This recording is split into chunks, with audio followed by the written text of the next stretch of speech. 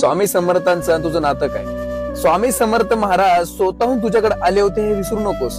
आठव, ज्यावेळेस संकटामध्ये होता स्वामी समर्थ महाराज स्वतःहून तुझ्याकडे आले होते आणि तुला स्वामी भक्तीमध्ये त्यांनी स्वतः तुला उतरलं होतं. कोणामार्फत का असे ना, पण तो स्वामी समर्थांचा दूत होता. तो तुझ्यापर्यंत आला होता. ज्या वेळेस तू संकटामध्ये असेल, ज्या वेळेस तू अडचणीमध्ये असेल, ज्या तुझं कुठलं काम होत नसतं, त्यावेळेस बरोबर तुझ्या समोर स्वामी समर्थांचा कुठला फोटो किंवा तुझ्या शेजारी कुठेतरी रिंगटोन किंवा स्वामी समर्थांचा काही ना काही नाव किंवा काही ना काही तुला स्वामी दृष्टांत येतच असतो. म्हणजे स्वामी सांगतात, घाबरू नकोस रे, बिंदास समोर जा, ते काम होणार नक्की आहे. तू फक्त डगमगू नको, विश्वास फक्त माझ्यावर ठेव. आणि एवढं होऊन सुद्धा जर तुला वाटत असेल स्वामींचा आशीर्वाद तुझ्यावर नाही, तर तू अजून मातीचा गोळा आहेस, अजून तुला धड बनायला वेळ लागेल. श्री स्वामी समर्थ, जय जय स्वामी समर्थ.